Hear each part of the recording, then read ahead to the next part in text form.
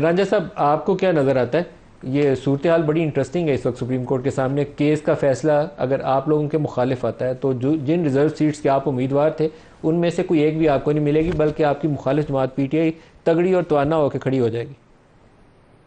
देखिए, ये तो इस वक्त पाकिस्तान के अदालती निज़ाम का और पाकिस्तान के आइन का जो दस्तूर का एक मैं समझता हूँ उससे मुतालिक एक बहुत अहम केस चल रहा है।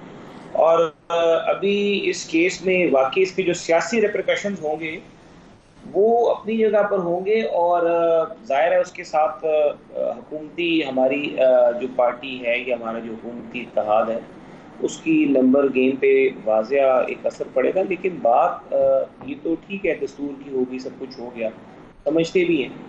लेकिन मैं हमेशा से एक ही बात करता हूँ कि आपने अगर प्रोसेस को ठीक करना है तो जहाँ से प्रोसेस खराब हुआ, जिस तरह जिससे रतन मिल्ला साहब फरमा रहे थे कि वो बुनियाद में जाना चाहते हैं, तो बुनियाद में जाए ना।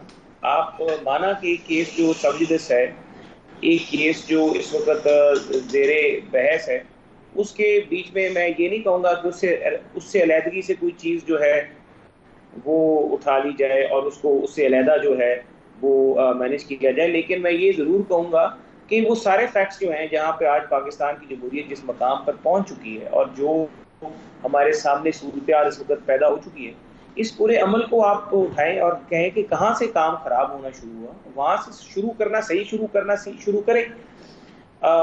माजी के इस्लामाबाद हाई कोर्ट के कई फैसले हैं जिनको निकाला जा सकता है, जिसमें मोअज़्ज़ज़ जजेस साहिबान जो आज इस बेंच में भी हैं, उनके आगे हम भी पेश होते रहे देखिए और कई केसेस में नहीं रांझा साहब, लेकिन आज मामला उनकी काफ़ी रिलीज खुल जो के है आ वो। गया ना, जब जस्टिस आयशा ने सवाल किया कि जस्टिस आयशा ने भी किया और जस्टिस आई थिंक मंदोखेल दोनों ने प्रॉबेबली इसके ऊपर सवाल जवाब किए कि ये बाप पार्टी को जब आपने केपी में सीटें दी थी तो क्या बाप पार्टी उस वक्त अपनी किसी लिस्ट को जमा कराया था? केपी असम्बली के अंदर उनकी क्या हैसियत थी? तो उसके ऊपर जो जवाबात हैं वो पीटीआई को तकवीत करते हैं, आप लोगों को तकवीत नहीं करते। तो ये आपके मुखालफ जाएगा मामला यहाँ पर।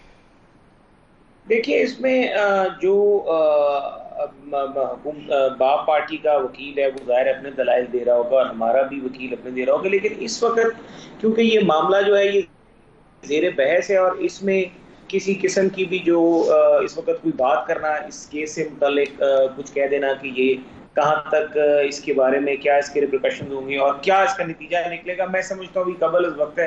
क्योंकि कोर्ट में केस सबजुडिस है और इसके सियासी असरात जो हैं वो तो जाहिर है सबके सामने है। लेकिन सियासी असरात से हटके हमें जो इसके हैं मतलब देखना पड़ेगा कि पाकिस्तान में जो इस्तेहकाम है वो किस हद तक डिस्टर्ब होगा और हम किस तरफ जा रहे हैं।